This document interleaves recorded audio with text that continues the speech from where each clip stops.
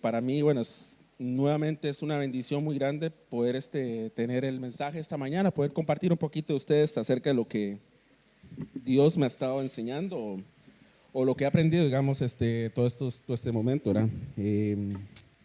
Voy a pedirle a Jorge que me ponga la presentación un momentito.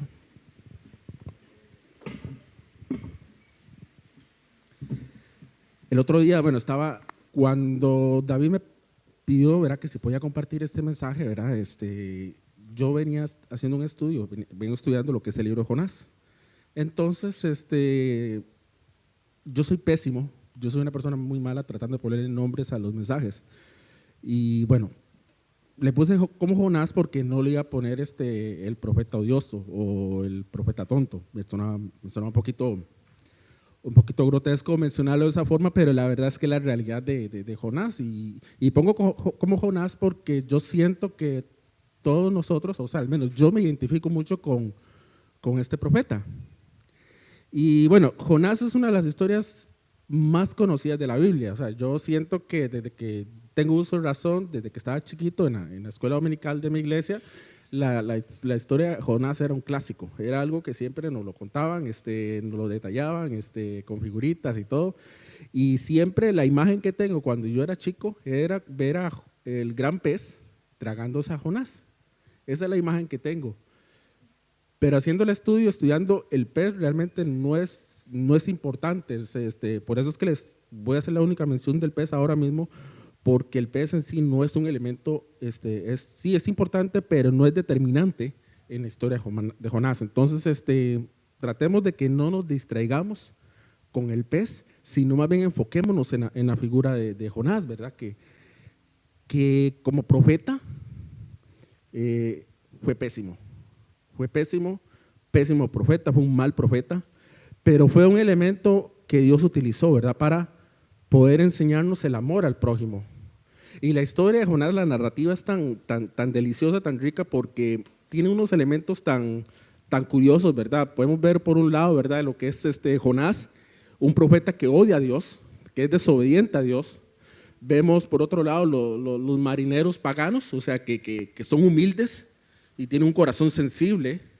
Vemos por otro lado el rey de Nínive, o de Asiria más bien en ese momento, que se arrepienta a Dios, e inclusive hasta las vacas. O sea, vemos que las vacas se arrepienten porque el rey manda que las vacas les tienen silicio, ¿verdad?, y que también ayunen y que nadie coma. Y estoy especulando que las vacas se arrepienten. Entonces, toda esta historia, todos esos elementos que irónicamente hacen lo contrario a lo que uno esperaría, hacen que esto sea una sátira, porque vemos cómo la historia de Jonás muestra a este profeta con todas sus estupideces, con todas sus acciones, y cómo el pasaje, el mensaje, se burla de Jonás. Se burla de Jonás, y vemos la desobediencia de Jonás, y vemos cómo Dios lo utiliza para mostrarnos a la luz de hoy en día cómo nosotros tenemos que actuar con la gente que tenemos a nuestros alrededores. Entonces, me voy a enfocar solamente en lo que es Jonás 1, del 1 al 16. Voy a ir leyendo poco a poco el pasaje y vamos a ir estudiando, vamos a ir viendo qué es lo que nos quiere enseñar la palabra de Dios.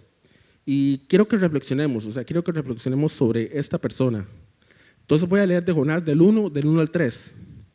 La versión que voy a utilizar es la nueva versión internacional. Entonces, por aquello si hay alguna diferencia en las versiones que ustedes tienen, pero al final es la palabra de Dios y es lo mismo, nada más que con diferentes palabras. La palabra del Señor vino a Jonás, hijo de Amitai. Anda, ve a la gran ciudad de Nínive y proclama contra ella su maldad. Ha llegado hasta mi presencia.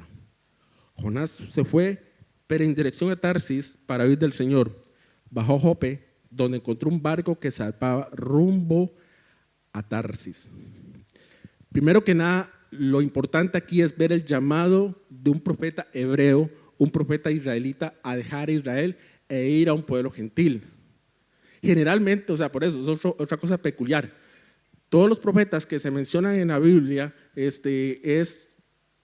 o los libros de los profetas, es la palabra de Dios a través de estas personas. En cambio, aquí vemos cómo Dios utiliza a Jonás para enviarlo a un pueblo pagano, a un pueblo impío. Entonces vemos la ironía, vemos cómo se hace lo contrario a lo que realmente se está esperando, cómo Dios cambia el uso del profeta. Y es más importante, ¿verdad?, que cómo Dios quisiera enviarlo a Nínive. En aquellos momentos estaba el reino de Israel, estaba el reino de Israel del norte y el reino de Judá del sur. Y el reino de Israel estaba bajo opresión del imperio asirio, cuya capital es Nínive. Y esta gente, los asirios, eran personas bastante crueles y bastante sanguinarias. Mientras estaba leyendo, ¿verdad?, mientras estaba estudiando, esta gente, por ejemplo, torturaba a los enemigos de una forma que hasta que daba miedo. Les arrancaban los brazos y las piernas y se ponían a una distancia, y mientras la persona estaba organizando, empezaban a saludar con el brazo, ¿verdad? O si no, despellejaban a sus enemigos, los despellejaban, los desollaban vivos, e inclusive hacían que sus familiares marcharan con la cabeza en una estaca de sus parientes. En fin, esta gente era bastante mala, bastante mala. Y esta gente, los asirios, habían empezado a exigir un tributo demasiado pesado a Israel. Y siguió amenazando el reino del norte de Israel, y en el 722 finalmente cayó el reino del norte y cayó Samaria, su capital. Pero a pesar de todo esto, esta nación fue parte del alcance misionero de Dios. Entonces, cuando aquí me pregunto, ¿verdad?, que Jonás, desde el punto de vista humano, tenía sus justificaciones de no ir a Nínive, porque usando la lógica humana, era una empresa que no iba a tener éxito, sino más bien que era una muerte segura.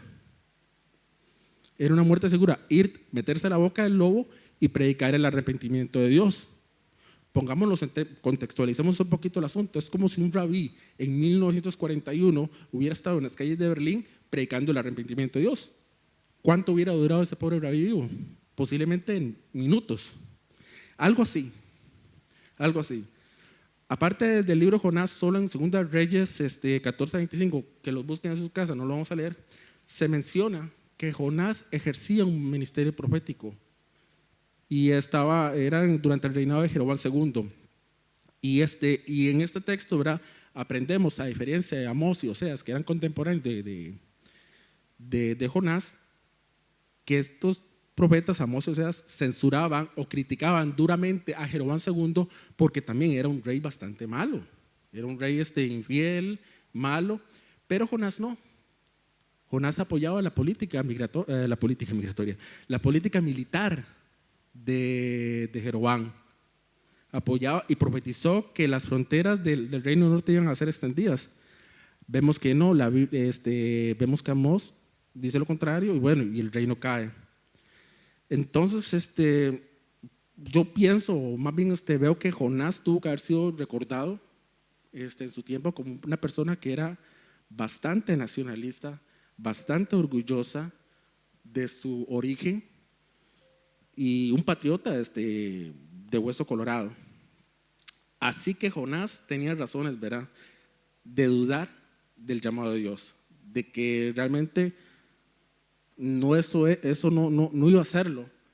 Pero yo creo que el mayor problema es quién se lo había asignado, porque era Dios. Y Jonás no tenía una buena razón, Jonás no tenía un incentivo, por decirlo así, de ir a Nínive y predicar el evangelio de Dios. Entonces, vemos aquí que Jonás duda de la bondad, la sabiduría y la misericordia de Dios.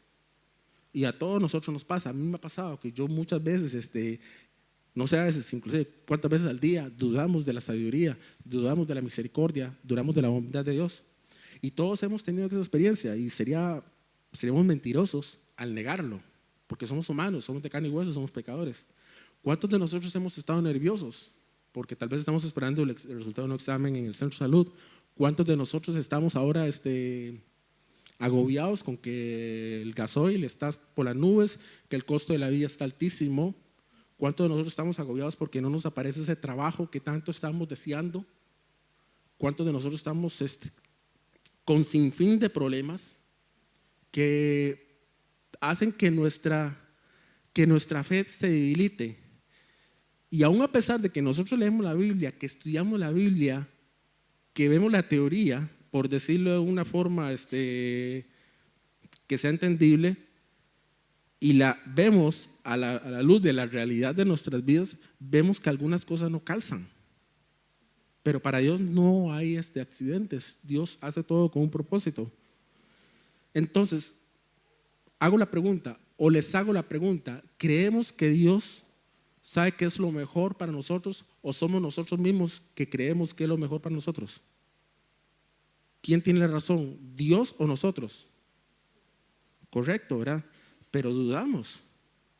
O sea, muchas veces pensamos que si somos religiosos practicantes, que si ayunamos, que si diezmamos, que si somos virtuosos, que si somos buenos, que si tenemos bondad, hemos hecho de nuestra parte, hemos cumplido con nuestra cuota de agradarle a Dios. Entonces Dios no nos puede pedir nada. ¿Por qué? Porque somos buenos cristianos, porque hacemos todo lo que se nos ordena. Venimos a la iglesia los domingos, en fin, venimos los miércoles, oramos, de todo. Entonces Dios está obligado.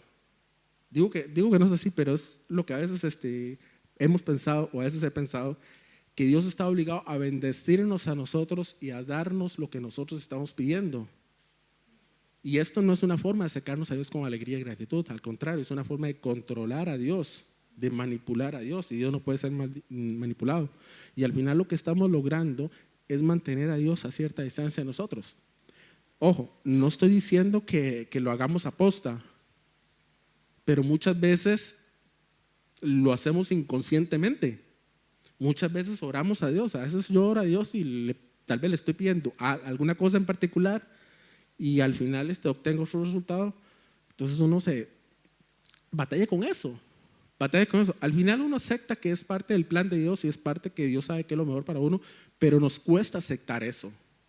Nos cuesta aceptar que es lo que Dios tiene para nosotros. Y esto es una manera de huir de Dios. Así como Jonás se levantó y tomó la dirección contraria a la que Dios le había dicho, es una manera que desconfiamos de Dios. Dios al final busca nuestro bien. Entonces, aunque en apariencia obedezcamos a Dios, no lo estamos haciendo por Él, sino lo estamos haciendo por nosotros. Y nuevamente, recordemos, somos humanos, somos orgullosos.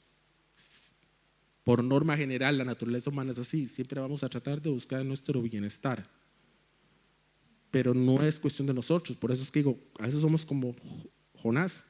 Pero la idea, si es que estamos caminando en este camino, que es un camino de toda la vida, es un camino de seguir a Jesús, es que al final de nuestros días podamos ser como Jesús, que podamos realmente mostrar el carácter de Jesús día a día con nuestras acciones. Voy a seguir, Jonás del 3 al 4, 1 del 3 al 4, 5, 6, del 3 al 6, Jorge, pagó su pasaje y se embarcó con los que iban a esa ciudad, huyendo hacia el Señor. Pero el Señor lanzó sobre el mar un viento fuerte y se desencadenó una tormenta tan violenta que el barco amenazaba con hacerse pedazos. Los marineros, aterrados y a fin de aliviar la situación, comenzaron a clamar cada uno a su Dios y a lanzar al mar lo que había en el barco. Jonás, en cambio, había bajado al fondo de la nave para acostarse y dormir profundamente. El capitán del barco se le acercó y le dijo: ¿cómo puedes estar durmiendo? Levántate, clama a tu Dios, quizás se fije en nosotros y no perezcamos.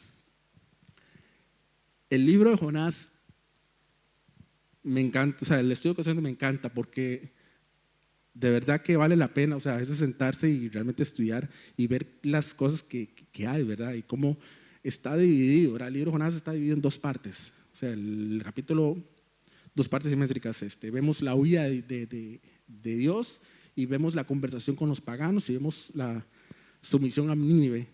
Y cada parte tiene su sección, ¿verdad? Tiene la palabra de Dios para Jonás, luego su encuentro con los gentiles paganos, que tratemos de cambiar esa palabra gentiles paganos y pongamos no creyentes. Pongamos no creyentes porque eso es una cosa que me ayuda más a entender el contexto actual. Porque hoy en día no le decimos paganos a las personas que no son cristianas, a no ser de que sean muy orgullosos. Son no creyentes, no conocen a Dios. Y por último, su conversación con Dios. Entonces vemos que aquí Jonás se encuentra con gente 2 veces en el barco y en Nínive, con gente que era racial y religiosamente diferente a él, otras culturas diferentes a Jonás. Y en ambos casos, tanto en el capítulo 1 como en el capítulo 3, vemos que Jonás trata a estas personas de una forma despectiva, mientras que los paganos, mientras que los no creyentes muestran una actitud mucho más admirable que él. ¿No es así? Y esto es uno de los principales mensajes que tiene el libro de Jonás, que Dios se interesa, Dios nos está viendo cómo nosotros tratamos a las personas que son profundamente distintas a nosotros. Dios se ve eso, cómo nosotros somos con las personas que no creen igual a nosotros, que no tienen la misma fe que nosotros. Dios quiere en todo momento, hermanos, que tratemos a las personas de diferentes razas, creencias, confesiones, en fin, todo con respeto, amor, generosidad e equidad. Eso es lo que Dios quiere, que nosotros seamos justos, que tengamos una justicia generosa para todos aquellos que no conocen a Jesús. Y seguimos, ¿verdad? Jonás se había ido a dormir. La tormenta estaba en lo más y mejor y Jonás se había ido a dormir. Posiblemente, pienso yo, ¿verdad?, que Jonás estaba enojado, frustrado, exhausto. Entonces, por eso obviamente se va a dormir, o sea, en medio de un sueño de tristeza. Posiblemente también estaba deprimido, o sea, yo no me imagino el montón de sentimientos que tenía el hombre metido que hizo que se durmiera, porque obviamente su energía, sus defensas estaban bajas.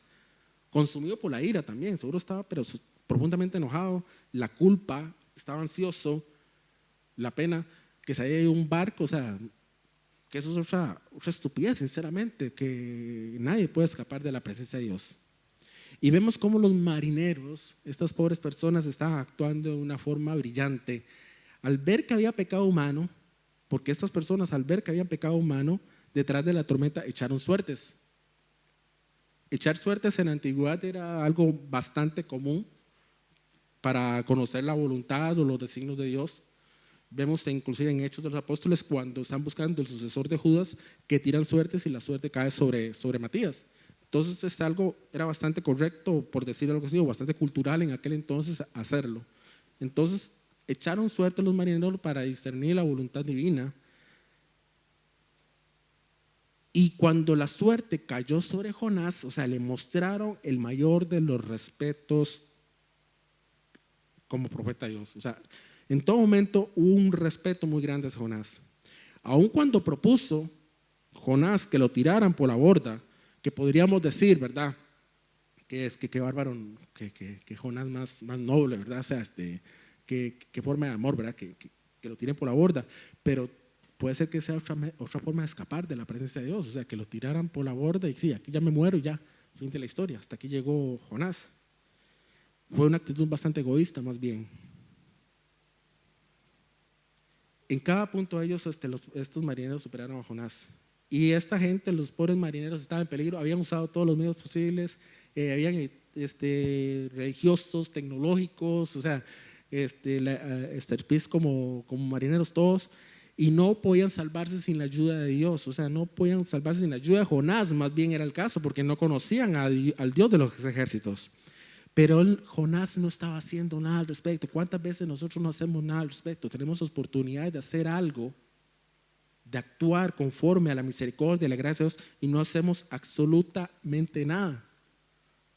Y aquí vemos la imagen memorable del capitán del barco, una imagen bonita en donde vemos al capitán del barco, una persona no creyente, reprendiendo al santo profeta de Dios.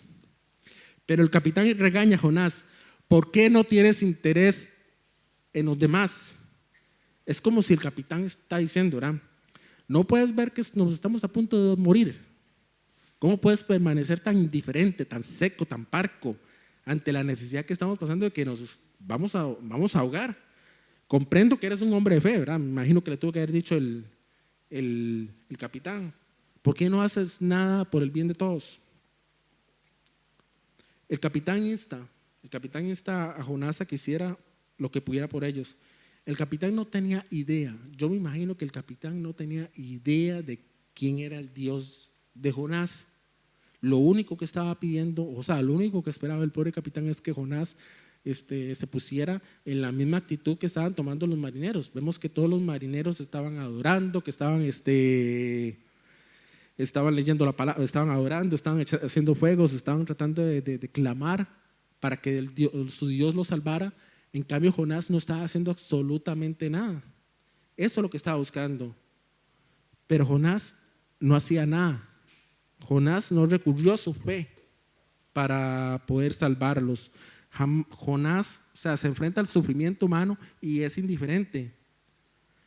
O sea, vemos a un Jonás que no les dijo cómo tener una relación con Dios, ni utilizó los recursos espirituales que tenía a mano, ni estaba simplemente amando y sirviendo para atender las necesidades de esta gente. No hizo absolutamente nada. Y Dios nos manda, hermanos, para que hagamos esto, que mostremos amor, que mostremos gracia. Mantener la fe no nos hace ningún beneficio. Mantener nuestra fe escondida no nos ayuda. Veamos, seamos francos, Dios no nos necesita. Dios no nos necesita, Dios no necesita a ustedes. Dios puede hacer su obra sin nuestra ayuda. Pero si nosotros no actuamos, si nosotros no tenemos una fe viva, una fe que realmente demuestre el amor de Cristo, no nos hace ningún bien, hermanos. Y aquí no estoy hablando que tenemos que hacer grandes cosas para Dios, o sea, ojalá que hagamos grandes cosas para Dios, pero muchas veces son unas pequeñas actitudes en la vida diaria que muestran el verdadero carácter de Dios. No es tanto recitar la palabra de Dios o saberse los versículos de memoria, que ojalá que lo sepamos, pero si no vivimos la palabra de Dios, si no realmente actuamos como Jesús anduvo, de nada vale. Yo prefiero, sinceramente, a veces nos comportamos, o sea, a veces actuar humildemente, con cierta ignorancia inclusive. Yo prefiero eso, que actuemos a veces con cierta ignorancia, pero si estamos mostrando el verdadero amor de Dios, eso es lo que Dios agrada, que actuemos como niños, que seamos como niños en espíritu.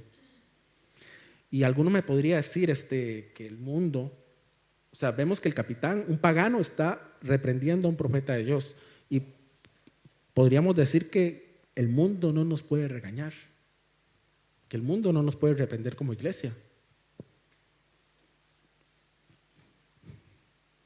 Pero hay una justificación, o sea, yo siento que hay una justificación bíblica para que el mundo realmente nos jale las orejas de la inacción que a veces hacemos diariamente. Y quiero, Jorge, póngame Mateo 5:16. En el Sermón del Monte, ¿verdad?, Jesús declaró: así alumbre vuestra luz delante de los hombres, para que vean vuestras buenas obras y glorifiquen a vuestro Padre que está en los cielos. El mundo no va a ver el amor de Cristo si nosotros no vivimos como debemos. El mundo no va a saber quién es Jesús si nosotros no actuamos como no debemos.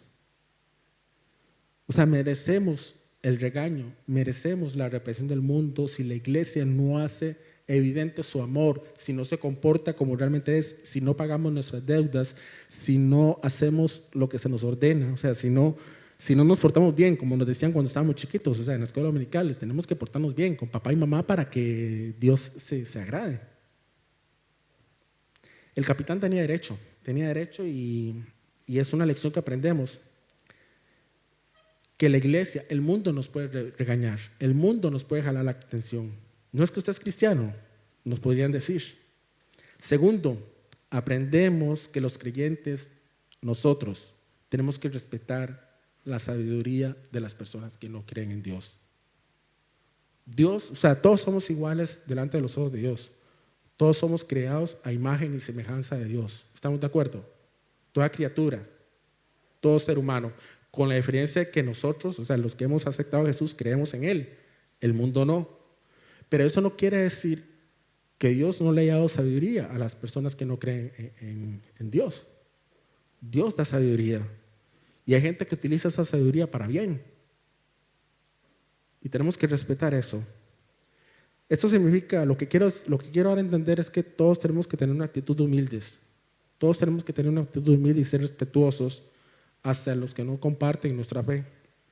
Y apreciar el trabajo de las personas, puesto que no saben, o sea, los no creyentes muchas veces tienen cosas que enseñarnos. Jonás lo estaba aprendiendo de la manera difícil. Yo, por ejemplo, cuando nosotros vivimos en el norte de África, o sea, y en esto es algo que puedo dar fe, cuando vivimos en el norte de África, conocí tantas personas que a pesar de que no eran cristianas, no conocían a Dios, y yo oraba por ellos y trataba de compartir. O sea, digo trataba porque en el medio del aprendizaje del idioma uno hace un arroz con mango que hasta que da susto, ¿verdad? Pero eran personas que yo los veía en su actuar diario, los veía en su vida, veía el amor que tenían, actuaban con una moral y una rectitud que hasta que era bastante ejemplar, con la diferencia de que no tenían a Jesús en su corazón. Entonces, a esto es lo que quiero decir. Son personas que nos enseñan, que tenemos que estar orando por ellos, tenemos que orar por ellos diariamente.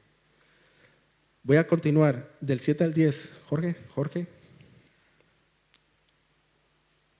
Los marineros por su parte se dijeron unos a otros: vamos, echemos suertes para averiguar quién tiene la culpa de que nos haya venido este desastre. Así lo hicieron, y la suerte recayó en Jonás. Entonces le preguntaron: dinos ahora, ¿quién tiene la culpa de que nos haya venido este desastre? ¿A qué te dedicas? ¿De dónde vienes? ¿Cuál es tu país? ¿A qué pueblo perteneces? Soy hebreo y temo al Señor, Dios del cielo, que hizo el mar y la tierra firme, le respondió. Al oír esto, los marineros se aterraron aún más. ¿Y cómo sabían que Jonás huía del Señor? Puesto él mismo se los había contado. Le dijeron: ¿qué es lo que has hecho? Bueno, sabemos que la suerte cayó sobre Jonás. Y ojo las preguntas, me encanta. Ojo las preguntas que le hacen los marineros. ¿A qué te dedicas? O sea, ¿cuál es tu trabajo? ¿De dónde vienes? ¿Dónde es la tierra? ¿Cuál es tu propósito? Bueno, le hacen una serie de preguntas y lo primero que responde Jonás: soy un hebreo. O sea, la última pregunta que le hacen los marineros es la primera que responde: soy un hebreo. O sea, la raza de Jonás es lo más importante en su identidad.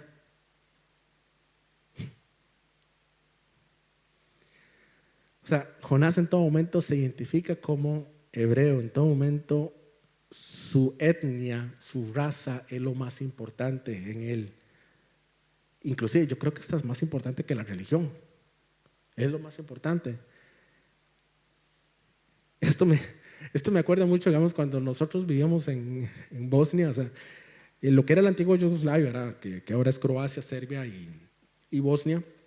Muchos de los problemas que se dieron ahí y que causó la ruptura de esa zona fueron problemas religiosos, problemas raciales. Y ahí ya, por ejemplo, había gente que decía: soy croata y por supuesto soy católico. Soy serbio y por supuesto soy cristiano ortodoxo y nunca hayan ido a la iglesia. Soy bosnio y por supuesto soy musulmán y no hayan ido nunca a la mezquita. Muchas veces nosotros, o como una vecina que teníamos cuando era pequeño que decía: yo soy católica, apostólica y romana. Muchas veces ponemos nuestra religión, ponemos nuestra identidad cultural por encima de nuestra fe, o quiénes somos nosotros en Cristo. Así es que en la vida de Jonás, o sea, el amor para que tenía con Dios no constituye una capa importante. Todos tenemos valores culturales, todos de una forma u otra, todos somos diferentes. Muchos de aquí nacimos en países distintos, nos hemos criado en diferentes contextos, nos hemos relacionado con diferentes personas, trabajos, estudios, en fin. Que eso hace que muchas veces nosotros seamos como una cebolla, que tenemos capas de valores, capas de cultura, capas de identidad que nos hacen tan únicos que nos podemos enriquecer los unos a los otros. Pero en todo momento, hermanos, en medio de esa cebolla, en medio de esa multiculturalidad, de esos valores que tenemos cada uno de nosotros, tenemos que recordar que hay algo, un común denominador que tenemos todos nosotros que compartir, que es nuestra identidad en Jesús. Tenemos que realmente fijar nuestra mirada en Jesús. Así como Jonás estaba fijando su mirada en que soy judío, soy hebreo, nosotros tenemos que fijar nuestra identidad en quién soy yo en Cristo. Y aquí no está hablando de religión, no está hablando que somos evangélicos, o que somos católicos, o que somos... ¿Quiénes somos en Jesús? Yo sé quién soy en Jesús. Y yo espero que cada uno de nosotros sepamos quiénes somos en Jesús. Y muchas veces esas cosas, la religión, la religiosidad, hace que bloquee nuestro desarrollo como cristianos o nuestra identidad cristiana. Pues, por ejemplo, podemos sinceramente creer que Jesús murió por nuestros pecados, que Él resucitó al tercer día y que somos salvos. Podemos creer fielmente, pero si nuestra seguridad está basada en el trabajo que tenemos, en el patrimonio que tenemos, en todas esas cosas materiales, dejamos a Cristo de por medio. ¿En dónde están nuestros fundamentos? ¿En dónde están nuestras raíces?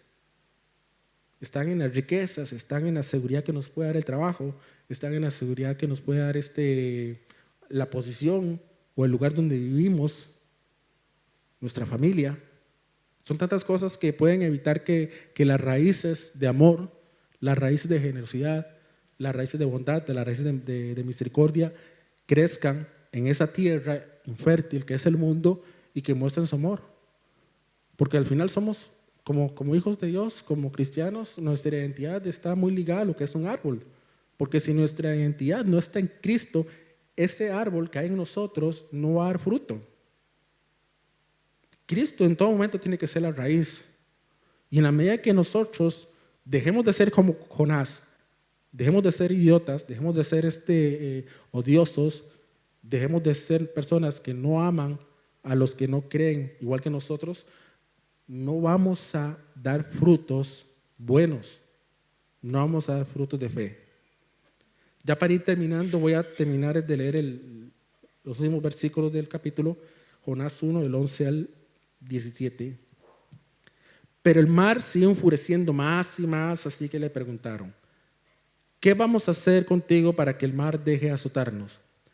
Tómeme y láncese al mar, y el mar dejará de azotarnos, le respondió. Yo sé muy bien que por mi culpa se ha desatado sobre ustedes esta terrible tormenta. Sin embargo, en un intento por regresar a tierra firme, los marineros se pusieron a remar con todas sus fuerzas, pero como el mar se enfurecía más y más contra ellos, no lo consiguieron. Entonces clamaron al Señor: oh Señor, tú haces lo que quieres, no me hagas perecer por quitarme la vida a este hombre, ni que hagas responsable de la muerte de un inocente. Así que tomaron a Jonás y lo lanzaron al agua, y la furia del mar se aplacó. Al ver esto se apoderó de ellos un profundo temor al Señor, a quien le ofrecieron un sacrificio y le hicieron votos. ¿Qué podemos ver de Jonás en este último pasaje?